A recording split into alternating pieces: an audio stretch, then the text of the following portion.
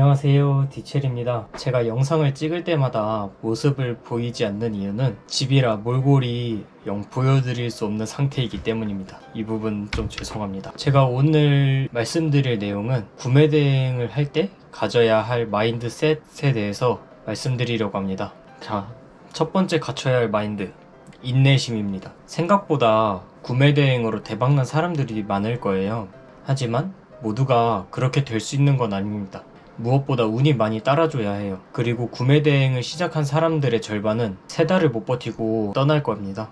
그리고 그 남은 사람 중 50%는 6개월을 못 버티고 떠납니다. 결국 남은 사람이 점점 커지는 시장을 천천히 독식하는 곳이 구매 대행이 될 거예요. 인내심을 기르고 천천히 성장하세요. 결국 쌓이고 쌓이면서 점점 영향력이 커질 거예요. 꾸준히 간다면 결국 승리할 것입니다.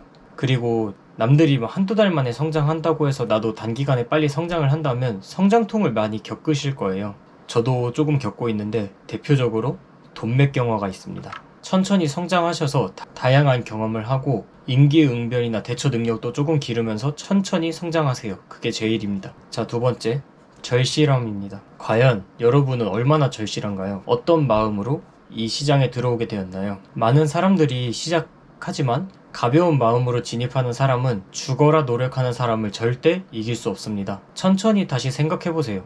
내가 왜 이 시장에 뛰어들었는지, 난 얼마나 절실한지, 내가 반드시 성공해야 하는 이유는 무엇인지. 물론 대부분이 다 돈을 위해서지만 그 무게감이 분명 있을 겁니다.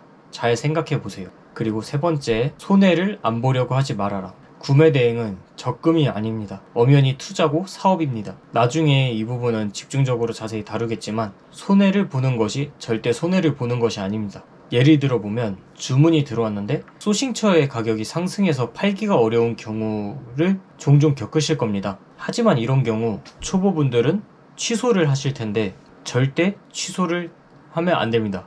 물론 절대는 아니지만 어느 정도 기준은 있어야 됩니다. 투자도 투자 기준이 있듯이 취소도 어느 정도 기준선을 정해서 처리를 하면 됩니다. 이 구매 대행은 사업입니다. 투자가 되어야 나중에 이익을 가져다 줄 수 있는 구조가 만들어질 것입니다. 이 사업을 시작하려고 하시는 분들이나 시작하신 분들 혹은 장기간 성장하지 못하시는 분들 천천히 생각해보세요. 내가 진심으로 여기에 어떤 태도로 임하고 있는지, 그리고 마인드셋을 다시 하고 문제점을 파악해서 개선해 보려고 한번 해보세요. 조금 돌아가는 길이지만 그 길은 나를 더 강하게 하는 경험이 될 것입니다. 무지성으로 앞으로 가지 말고 천천히 헤아리면서 가보세요. 결국은 나중에 이게 큰 이익으로 이어지는 행동이 될 거예요.